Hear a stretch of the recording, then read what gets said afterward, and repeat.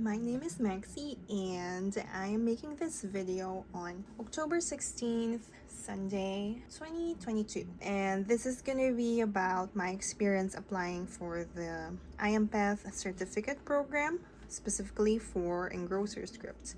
I'm not gonna publish this until next year though, because the samples are supposed to be blindly judged and I don't want to post something on social media and for AMPETH to see it or like a judge to accidentally see it. So just to be on the safe side, I won't post it, but I do want to document what it was like for me, because today I have decided to stop the process and let myself graduate from this project and move on to my other projects. So here we go. This is the packet that I downloaded from the website. You would have to log in. This was available around end of August, I think, or early September, I can't remember, but I have decided early this year, because I knew that I was going to be eligible to apply for the certificate of proficiency. So I wanted to start my preparations earlier than that, because I felt like 2 months, my hands are inky. 2 months, because the deadline is October 31st, 2 months is a bit short. So I started a month earlier.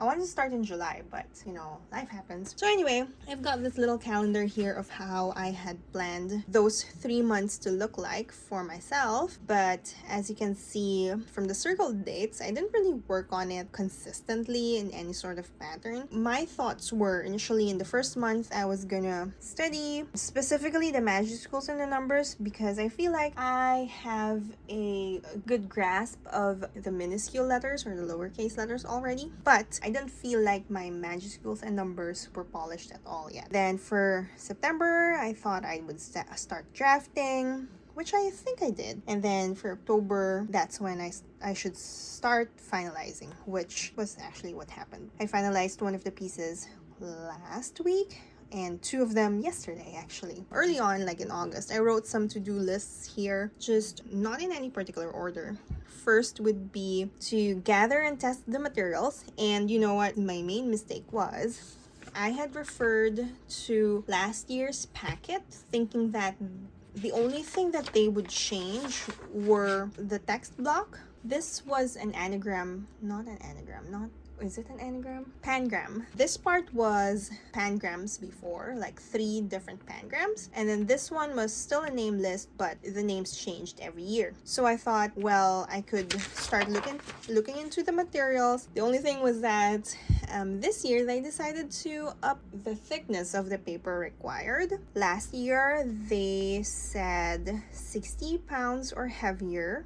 The size is the same. So in August, I had bought a couple of paper pads that were at least 60 pounds, or I think they were 60 pounds exactly. I will show them in a minute. So, and then I had actually finished the name list before realizing and coming back to this in September that, oh no, they changed it to 90 pounds. So then I had to buy new set of paper.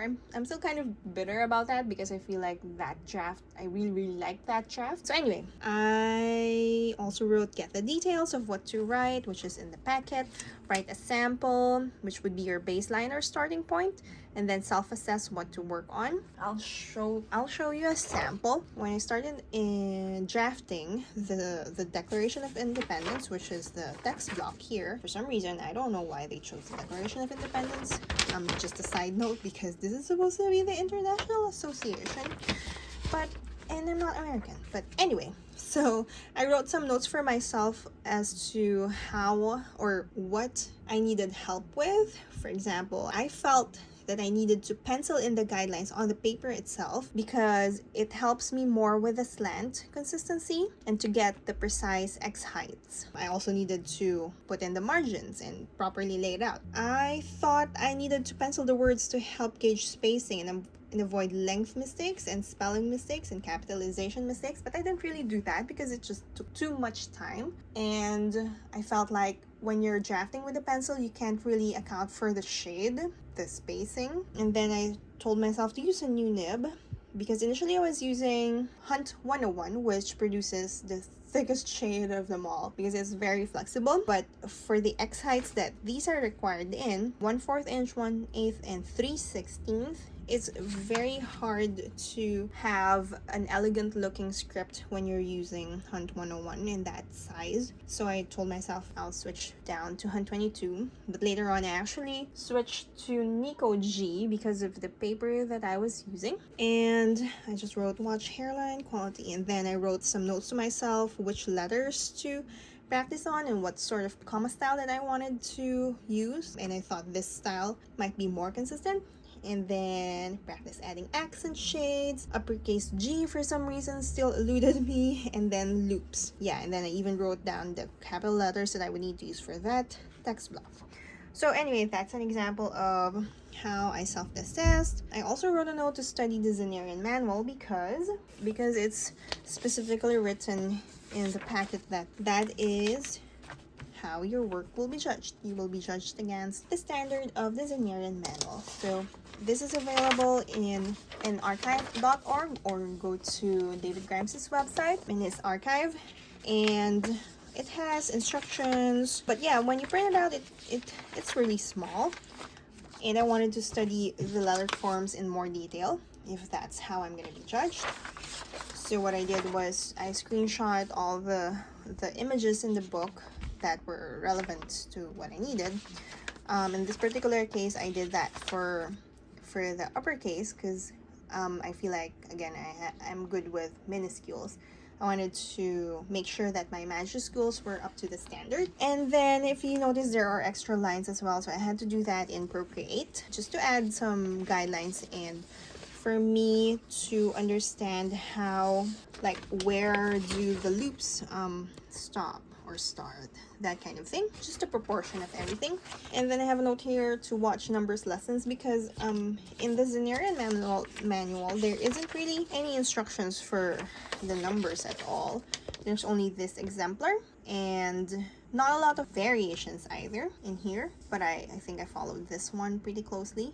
Not exactly, I think, but pretty closely. Anyway, I enrolled in Connie Chan's class, online recorded class, a while back, and she had the numbers lessons there, and it was pretty helpful. Although, then again, I needed to make sure that I adhered to the standard. And in Connie's lesson, it was very helpful that she went through different exemplars, but I stuck to this pretty much. What else? Layout drafts. I made a note to make sure that my majuscules and minuscules, the looks match. Letter group practice. I did that, I think only once. There are 3 pieces that were required. An exemplar, which has the biggest X height of 1/4 inch or 6.35 millimeters. And actually, I myself have been doing 8 millimeters when I practice or when I teach.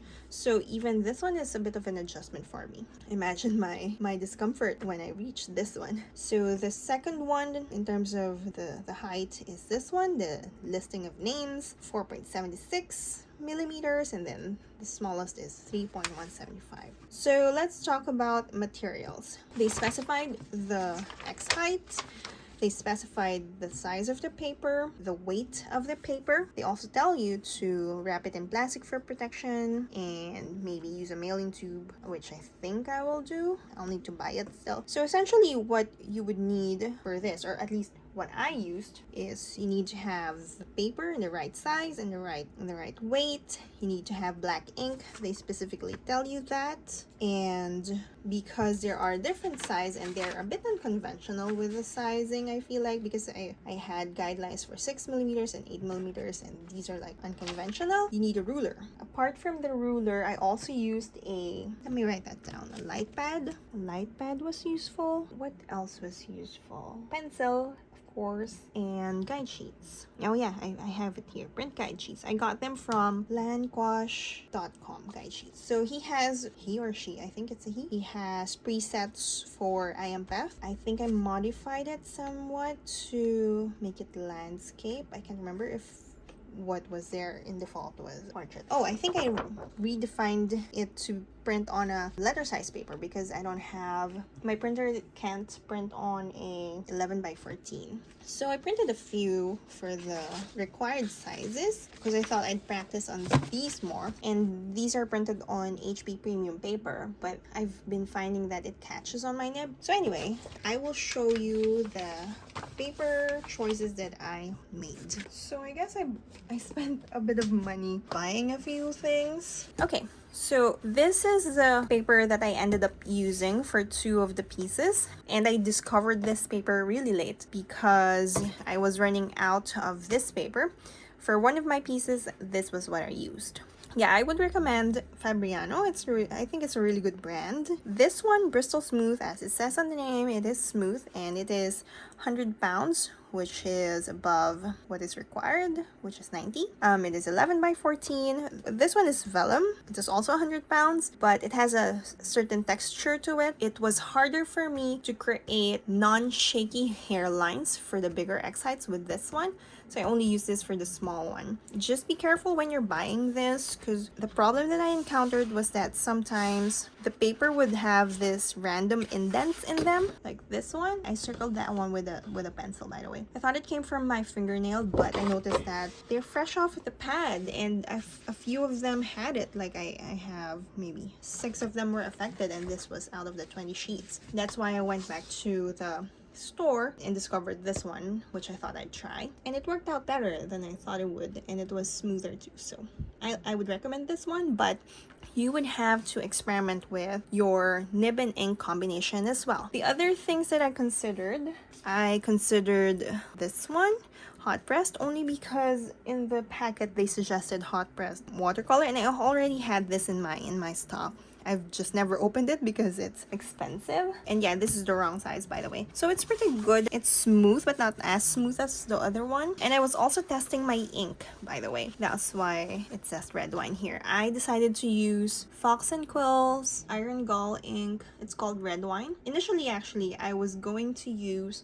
Moon Palace Sumi ink, which is this one. I've had it for years, but I stopped using it when I started feeling more comfortable using the walnut ink. And then I just happened to have this in my shopping list. I would have ordered something I was sure that was gonna return black. I think they have black Iron Gall inks, but I was so sure that I was gonna use Sumi that I didn't bother ordering a black Iron Gall. My problem with Sumi is that it isn't as consistent with the smoothness, and I didn't really like the smell. It has a very earthy smell, which I guess I was used to before when I was using it in the very beginning of my calligraphy journey, but now it just bothers me, and my hairlines aren't as smooth because sometimes I would get clumps on the ink.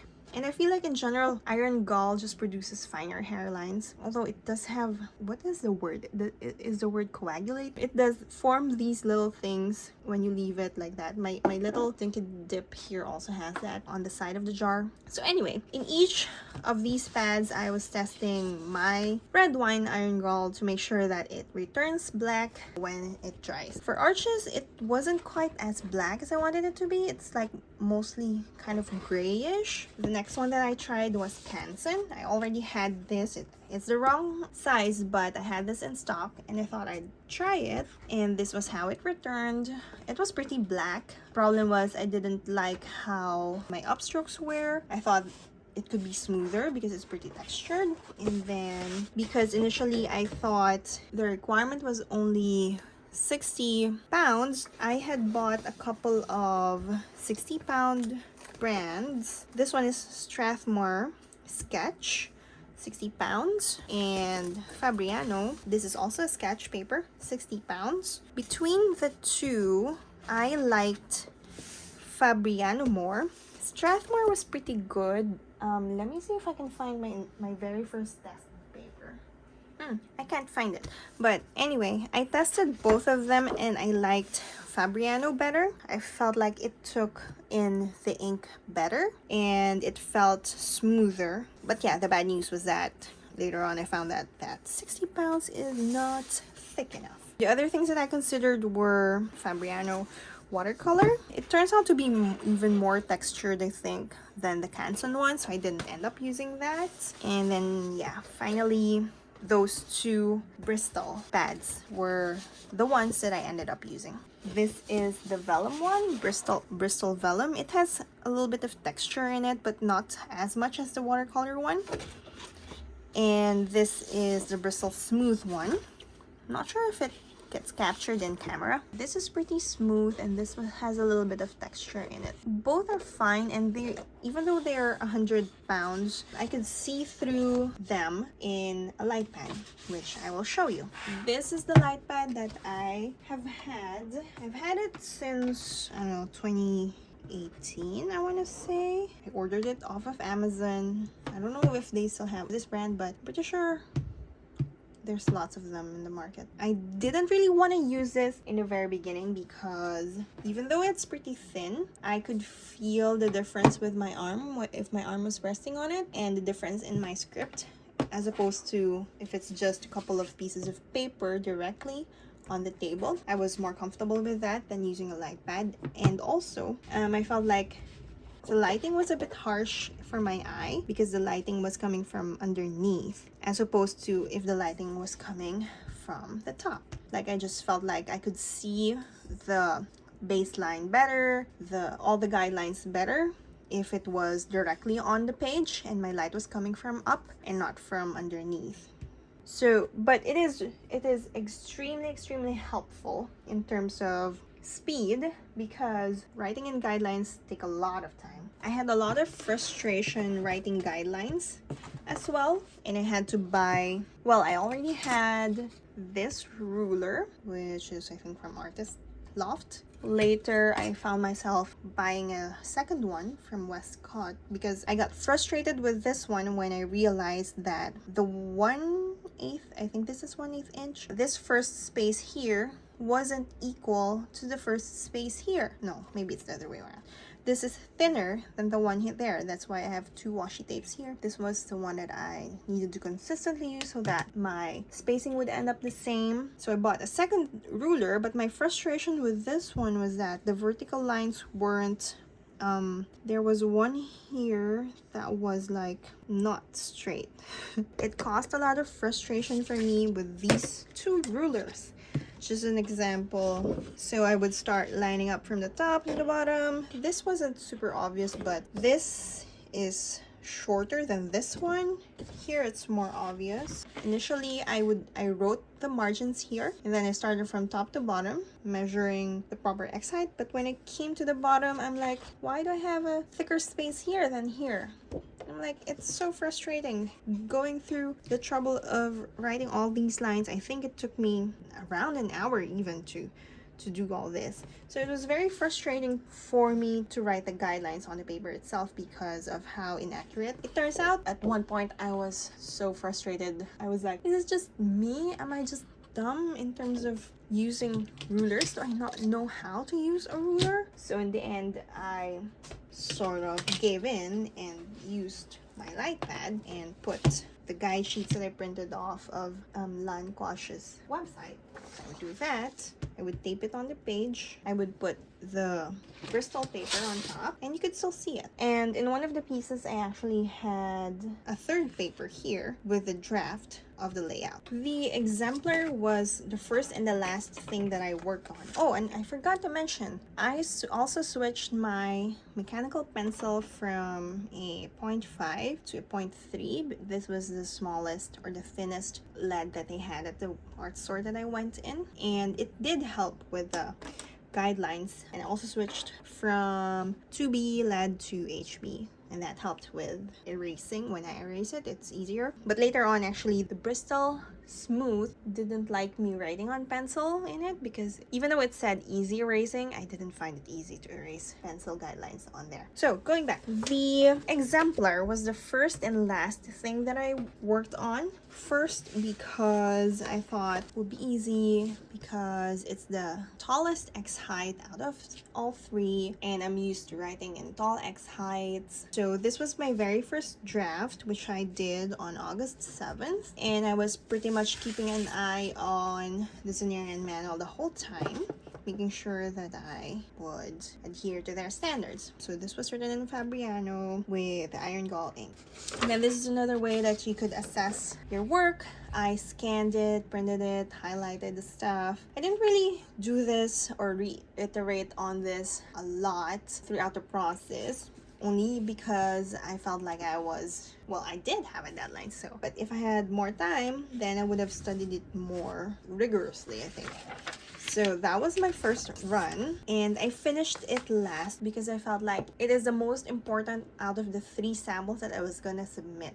Because it's the exemplar and it's the biggest, I was betting that it's gonna be the most scrutinized out of the 3 because the letters are all bare on their own, not as part of a word connected to anything, and they could be examined individually. But I want to show you what I did with this particular piece. This one I did with the Bristol vellum. I didn't like this. Well, I thought it was good enough actually, but I didn't submit this or plan to submit this because my cat smudged the ink on it. She sat on this while it was still a bit wet. I didn't really finish it yet. You see there aren't any shades on top of the F&T cap yet, but I thought it was a pretty good draft as well because I could see what I could do better in terms of the layout. So I did this with margins and just the X height, but the centering is a little bit off for the numbers, and I felt like there wasn't enough interline spacing there, so I thought I would do it again. I didn't really succeed in this one because when I was writing down the pencil guidelines, I liked how my drafts were, but then it ended up that I had a lot of space in here, so I tried to fix it by moving my letters over there, and what happened was the inked versions of the KNL were too close to each other. I didn't want to erase and redo the pencil ones because I liked them. So yeah, I ended up not continuing this one and wasting all that work on the guidelines. This one didn't write a lot of guidelines on it. This one was okay as well, I guess, but I think there were some shaky lines in there and I didn't like the D here. D is such a hard letter. The M is too thin, I feel like. And then I did this. The others were Bristol vellum. This one is Bristol smooth. This one I liked, but the minuscules are off center. I messed the X up, probably because of the oils in my hand. When I got to writing the X, the ink was supposed to stop where the tines scored the paper, but for this particular letter it spread over it. But yeah, I thought that was pretty good except for the centering, so I tried to do it again, but then I made a mistake here. And while I was doing the minuscules, I felt like that the slant was getting higher or more vertical over here. But yeah, it is supposed to be a P. If you notice, I wasn't using any guidelines on here anymore because at this point I had decided to write this on, I think this is either Strathmore sketch or Fabriano sketch, and just figure out the spacing of the letters and the minuscules. I adjusted this later and I needed to shade because I wasn't very comfortable yet with the numerals, so I essentially drew them here so that I could trace over them. So at that point, what I was doing was that I had my light pad on, the highest setting it would go. I had this taped on there. I had this, making sure that everything's aligned properly. They aren't, which is the problem with ruling stuff, but I would adjust it as I went. I would have this one as blank, and I would write and adjust as necessary. And of course, I would turn off all the lights except for the light pad to make sure that I'm focused on all the lines that was on here. This is the piece that I have decided to submit. It is still not perfect. It is not 100% there, but I feel like it's the best that I can do at this moment in time, and I really want to graduate from this project. I finished this yesterday, but this morning I was like, maybe I can try again. And I actually tried to do it twice, but I wasn't happy with the results. I messed up the shading here. This is too pointy. So I decided, yeah, I'm just gonna go with this. It should be good enough. If not, oh well, I'm gonna apply again next year. But yeah, how many iterations did I do? I feel like I wasted so many paper, but at the same time I didn't really waste them because I got to practice them. So that was the initial work, and this is gonna be the final one. This is what I will submit. So I wrote that once, 2 times, 3, 4. This was the layout. 5, 6. That's the final. 7, 8, 9. Okay, I'm gonna put this away before I accidentally mess it up. The second piece is a list of names. So initially I practiced it on marker paper, and I just wrote horizontally, not thinking about spacing between the words. I thought I'd just add a comma in between because that's how it was presented in the packet, but I thought it probably doesn't matter if I omitted the commas. I just thought I would try to gauge the length of each word so I could lay it out better later, and I would take note of which words I had trouble with. For example, J, or letters, I happened to write it too tall. So that was the first try, and then I thought I would do the same thing. I would scan it and photocopy it, thinking of how to lay this out on either on Procreate or on paper. I have an IG reel about that. I had fun doing that, but I ended up following the one on Procreate later on. I decided I'll practice on the actual guide sheet from Lanquash, but this is in letter size. I wrote it twice, 3 days apart, just to practice, and I wanted to make sure that I aligned the first letters, you know. So I wrote them a couple times, these 3 first, and then these 3 days later, just to practice it. And then I decided to put them up on Procreate and put guidelines on it, and I adjusted the words so that they would align. And then I thought, this is what I'm gonna follow when I transfer it to the proper 11 by 14 size. And I really liked what I ended up with, which is this.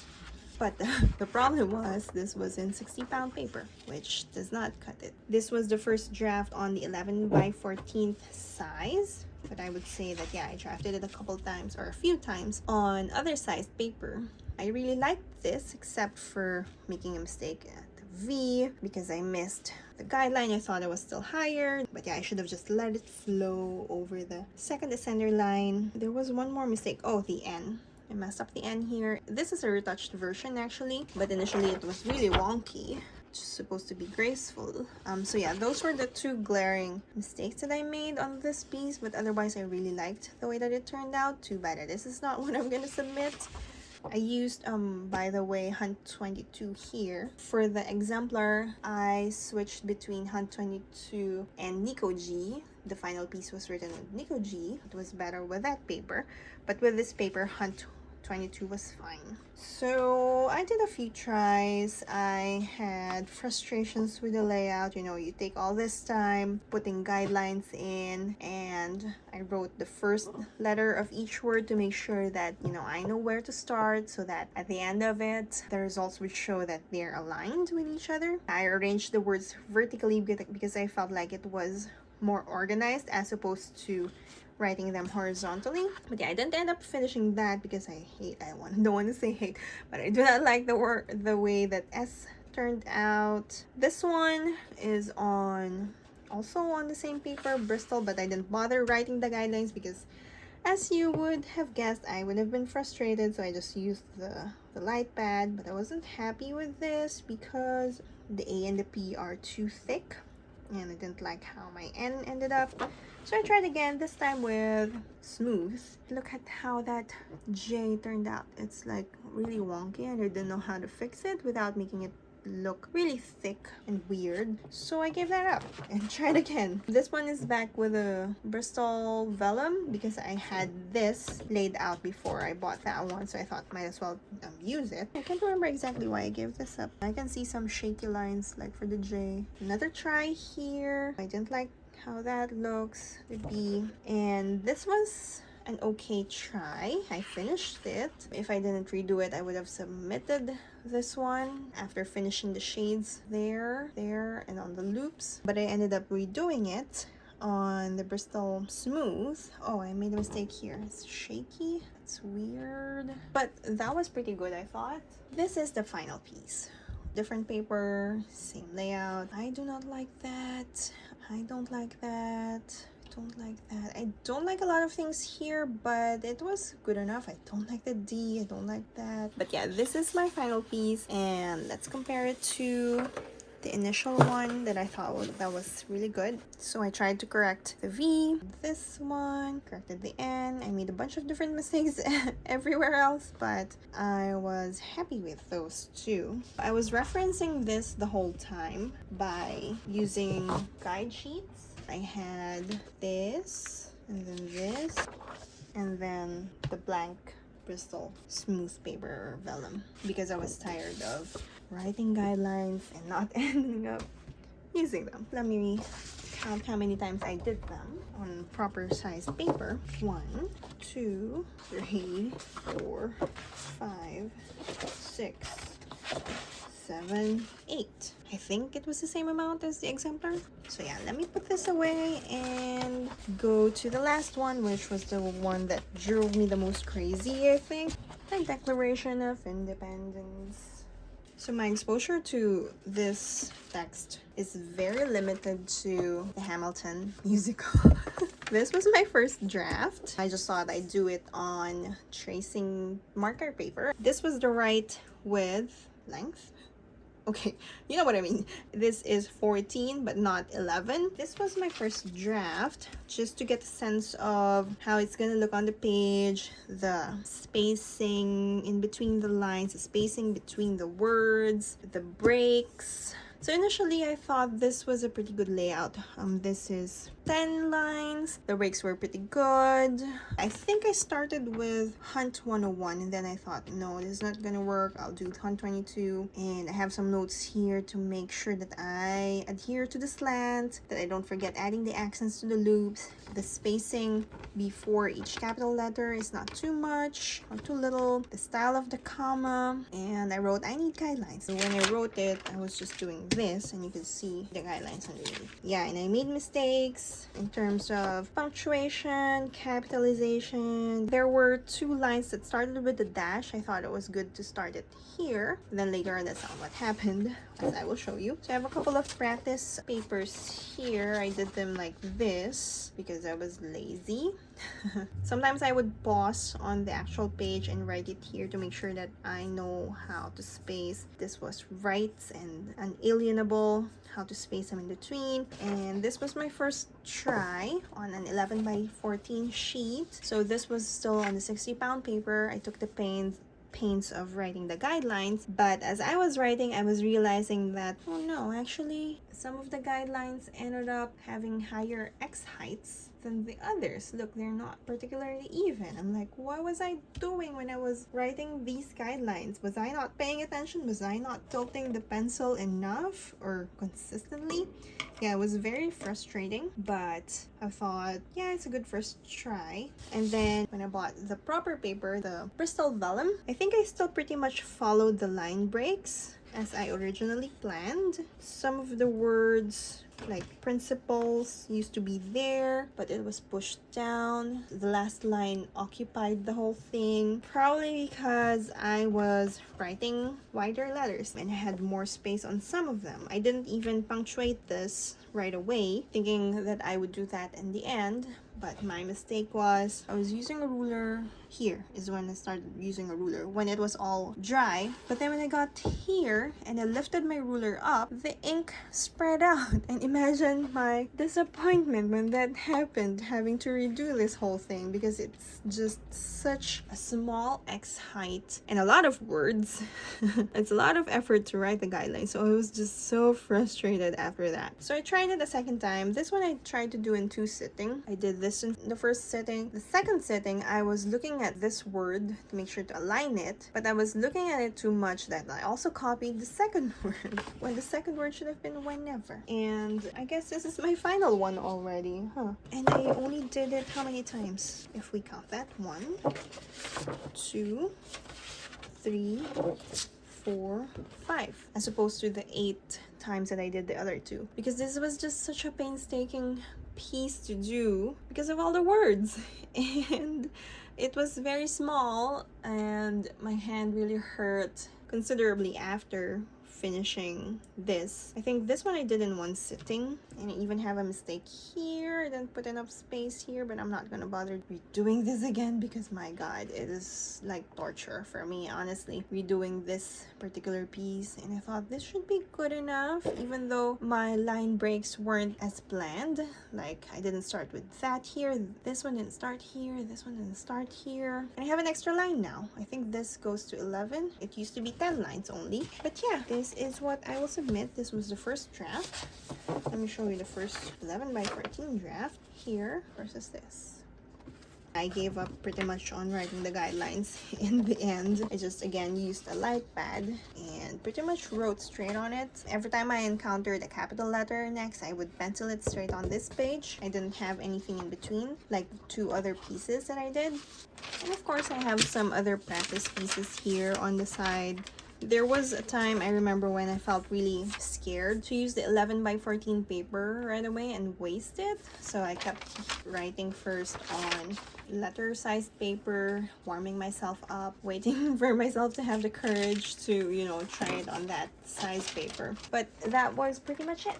So all in all, I allotted 24 days. That doesn't mean that I did it all day, but in the last 3 months, I was working on this project for 24 different sittings. And I feel like I need to allow myself to graduate now and move on to other projects because it is quite emotionally taxing as well to do it again and again, to feel like it's not good enough yet and having to subject myself to that. Yeah, at some point you just have to tell yourself that, hey, what you produced is good enough. And I need to score 18 out of 20 on the 5 different criteria, which I haven't shown you. Let me show you. 5 different criteria are letter form, slant, weight of the shades, uniformity, page layout, and use of space. And you need to score 18 out of the 20 possible points. Yeah, at some point you tell yourself that this has got to be good enough, and if it isn't, I'm not gonna beat myself up over it because this is what my script looks like at this point in time, even though I feel like I've written better. For example, I've got this grocer script, Exemplar of the Minuscules, up on my wall, and I feel like it's really polished. But then when it came to the actual exemplar that I'm submitting to IAMPETH, it isn't as polished, probably because I was practicing a lot at that time and I haven't been doing that consistently lately. But I am thankful for this project because it has pushed me to really study majuscules, which I have been putting off for a while now. It's forced me to practice and to sit down and think about how I can do things. I have learned to be more patient with myself and to be more kind. I allowed myself to laugh at my mistakes. There were some times when I felt like crying because out of frustration, thinking that, oh, I thought I was done. Why do I have to do it again? But then, you know, on the next page that I would do it, more often than not, it was better than the last one. That was most evident in the declaration text block. My second try was better than the first. My third was better than the second. And yeah, at some point, you just have to say that this is good. This is good enough. You make mistakes, yeah, you're human, but you just have to be brave and put yourself out there, put your work out there to be judged, and I guess we'll find out if my work at this point in time between August to October 2022 is good enough to merit a certificate of proficiency from this organization. And in my journey, I also, especially in the beginning, to help myself, I would write affirmations. Here, for example, I wrote, I'm good enough and my self-worth is not going to be defined by a piece of certificate. And yet I am doing it, I know. But I'm just trying to remind myself that this is not a make or break moment, and I am even paying $100 to, you know, get certified. But yeah, this is another one. You are good enough as you are right now. This is where you're meant to be, And this is just a snapshot of your work at this point in time. What else did I write? Oh, look at that. I'm a calligrapher and nobody can take that away from me, not even me. Because, you know, sometimes I struggle with picking up my pointed pen because there's a lot of self-doubt surrounding it, whether I'm good enough, whether I have something to teach, basically revolving around imposter syndrome. And this is, I guess, really something that really would test that or has tested that. But today, October 16th, 2022, I am allowing myself to graduate from this project. I will be researching about mailing tubes next. I'm hoping that with this last step of packaging it and mailing it out, I don't mess anything up so that the samples reach the organization safely and they would get judged and I wouldn't know months from now, and I hope to forget about it for a while and be hopefully pleasantly surprised when the news comes that I have been awarded the certificate of proficiency. Fingers crossed. If you have any questions, feel free to reach out to me. Thank you for watching. Bye!